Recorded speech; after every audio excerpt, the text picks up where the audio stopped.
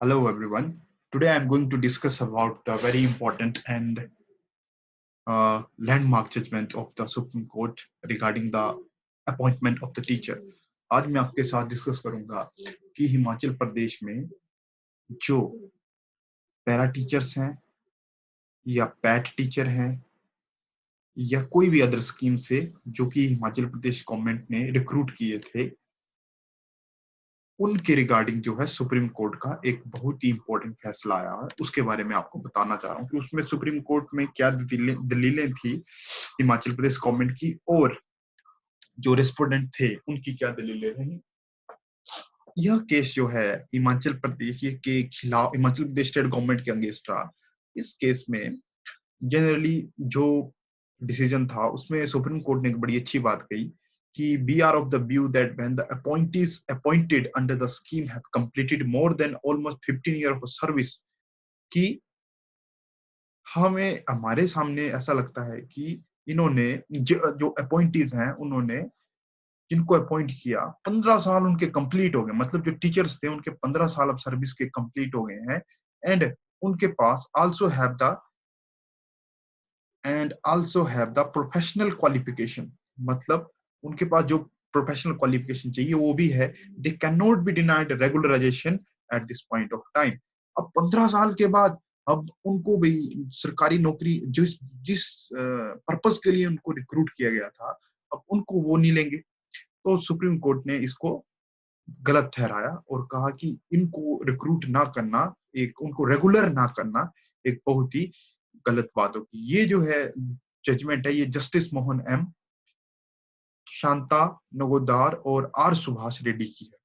इसमें बहुत ही डिटेल तरीके से इन्होंने डिस्कस किया कि इसमें देखिए, the bench noted the scheme in a question were notified in 2001-2003 under which appointments were made for a PAT. 2001-2003 में पैट टीचर की अपॉइंटमेंट हुई। In other categories petition challenging the appointments were filed in 2012। और जो petition जो challenge की गई थी इनकी अपॉइंटमेंट की फर्स्ट टाइम, ये 2012-13 में हुई। ठीक है। उसके बाद वेरियस केसेस, सिंगल बेंच से ये डबल बेंच में गया, फिर वहां पे ये जितने भी ये पैरा टीचर्स थे उनके फेवर में गया,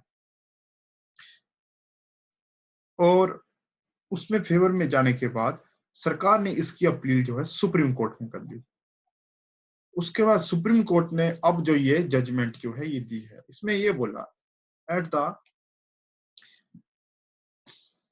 Supreme Court noted that challenge was highly belated as the writ petition were filed in 2012 against the appointment made in 2001 and 2003। इसका बोलने का मतलब ये है कि जो अपॉइंटमेंट 2001 और 2003 में की गई है उनके रिगार्डिंग जो है रिट पिटीशन जो फाइल हुई वो हुई 2012 में, जो कि बहुत गलत है। मतलब इतना delay, none of the affected teacher were implicated in the petition to the court noted। अच्छा, इसमें फिर the top court said it is difficult to disbelieve the submission topography tribal area large number of vacancy single teacher school and to achieve the object of the act. इसमें basically क्या था कि जो दूर दराज के स्कूल थे उसमें जो सर्व शिक्षा अभियान चला उसमें सरकार ने हर एक मतलब 100% जो है स्कूल में बच्चे आने चाहिए, उसके लिए जो है वहां पे लोकल टीचरों को अपॉइंट कर दिया।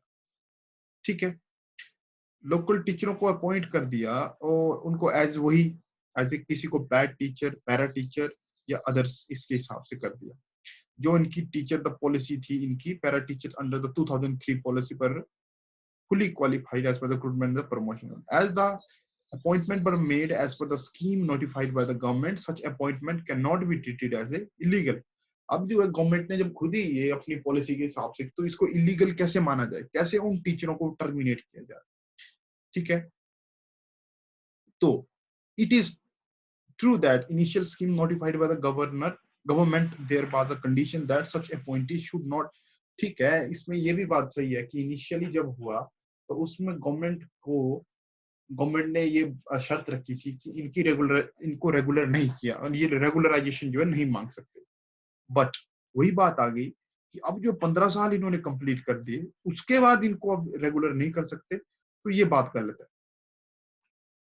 अब देखिए, For the majority of the appointed teachers under the various scheme, benefit was already extended and some leftover candidates were denied and account interim order passed by this high court. ये कुछ तो अब इसमें क्या हुआ? The bench also rejected इसमें submission of the petitioner that such scheme for appointment and regularization were formulated by the state to make up backdoor entries and said that all the appointment candidates are working for the merger maker salaries pursuant to the scheme notified the इसमें अब एक बात ये बोला गया कि ये megger salaries में काम करते हैं। कहने का मतलब है कि बहुत थोड़ी सी सैलरीज में काम करते हैं। तो ये बैकडोर एंट्रीज थी। तो पिटिशनर का ये था कि ये appointment regulation for university to make only backdoor entries थी ये, ठीक है। इसमें मतलब कोई परफेक्ट पॉलिसी नहीं थी। फिर भी सुप्रीम कोर्ट ने ये बोल दिया इसके रिगार्डिंग कि in such a view of the matter, taking the totality of the peculiar circumstances of these cases, सब कुछ देखते हुए, beyond of that of the view expressed by this court in the judgment relied on cannot be applied to the fact of this case. All the appointed candidates are working for the meager salary pursuant to the scheme notified, except the vague submission that such schemes were framed only to make a backdoor entry. There is a no material placed on record to butter some submission. मतलब ये जो इनका contention थी कि ये backdoor entries है, ये जो थोड़ी सी सैलरीज में काम करते हैं, इनको रेगुलर नहीं किया जाए, तो ये मानी नहीं जाने वाली। ना ही इसके खिलाफ, ना ही इसके रिगार्डिंग कोई खास जो बात की गई, ना ही कोई खास प्रूफ जो दिया गया। इसमें ये देखिए बोला, it is true that the initial scheme notified by the government there were condition that such appointee should not seek a regularisation. इसकी बात कर ली मैंने। It is in a view of the recruitment, ये बात की। देखिए extend from the time to and now all the appointee have completed the 15 years. Basically जो बात सुप्रीम कोर्ट ने कंसीडर की, 15 साल तक अगर वो पढ़ा रहे हैं तो फिर क्या दिक्कत है। For majority of the appointed teachers under the various scheme benefit was already extended which regard the primary assistant teacher.